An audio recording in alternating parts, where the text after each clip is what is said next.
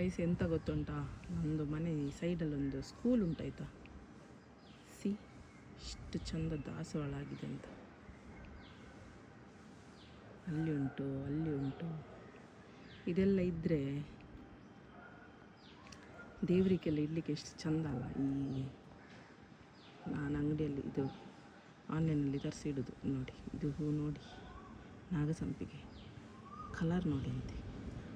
ನೋಡಿ ಚೇಪ್ಲ ಇದು ಕಸಿ ಚೇಪ್ಲ, ಕೆ ಆ್ಯಪಲ್, ಪಿಂಕ್ ದಾಸವಾಳ. ಯಾರಾದರೂ ನಮ್ಮ ಊರಿನವರಿದ್ದಾರಾ ಅಂತ ಇಲ್ಲಿ ಇದೆಲ್ಲ ಹಾಕಿಟ್ಟಿದ್ದಾರೆ ನೋಡಿ. ದೂರ ಉಂಟು, ಎಲ್ಲಿದ್ದರೆ ಕೊಯ್ಕೊಂಡು ಬರ್ತಿದ್ದೆ ನಾನು. ಆಸೆ ಆಗ್ತದೆ ನೋಡಿ. ಬಟರ್ ಫ್ರೂಟ್ ಗಿಡ, ಮಾವಿನ ಗಿಡ, ಫುಲ್ಲು ಮಾವು, ಮತ್ತು ನಾಗಸಂಪಿಗೆ,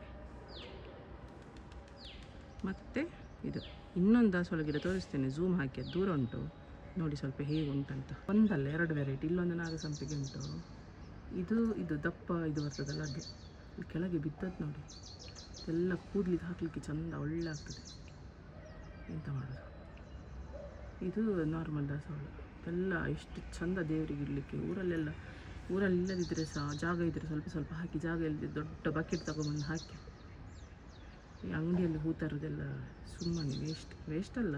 ಎಲ್ಲ ಫ್ರೆಶ್ ಹೂ, ದೇವರಿಗೆ ಖುಷಿ ಆಗ್ತದೆ ಇಟ್ಟರೆ. ಮತ್ತು ಇದು ಒಣಗಿದ್ದನ್ನೆಲ್ಲ ಇದನ್ನೇ ಕೂದಲಿಗೆ ಮುಖಕ್ಕೆಲ್ಲ ಯೂಸ್ ಮಾಡ್ಕೊಳ್ಬೋದು ನೋಡಿ. ನಾನು ಸಹ ಟ್ರೈ ಮಾಡ್ತೇನೆ. ಈಗ ಬಿಸಿಲೆಲ್ಲ ಮುಗಿದ ಮೇಲೆ ನಾನು ಸಹ ಟ್ರೈ ಮಾಡ್ತೇನೆ. ನಿಮ್ಮ ಮನೆಯಲ್ಲಿದ್ದರೆ ಹೇಳಿ ಆಯಿತಾ ನನಗೆ. ಬೇರೆ ಎಂತಾರು ಎಂತ ಹೇಳ್ತಾರಲ್ಲ, ಕಾಂಪೋಸ್ಟ್ ಎಲ್ಲ ಮಾಡಲಿಕ್ಕೆ ಟ್ರೈ ಮಾಡಿ. ಈ ಸೆಕೆಗೆ ಇನ್ನಿನ್ನು ನಾವೇ ಎಲ್ಲ ಸರಿ ಮಾಡ್ಕೊಳ್ಬೇಕು. ಇಲ್ಲದಿದ್ದರೆ ಎಂತ ಆಗತ್ತಿದ್ರೆ 2 ದಾಸವಾಳ ಗಿಡ ಆದರೂ ನಡಿ ಆಯಿತಾ. ಕಮೆಂಟ್ ಸೆಕ್ಷನಲ್ಲಿ ತಿಳಿಸಿ ನೀವು ನಿಮ್ಮ ಮನೆಯಲ್ಲಿ ಇದ್ದರೆ ಅಥವಾ ಏನಾದರೂ ಪ್ಲ್ಯಾನ್ ಇದ್ದರೆ.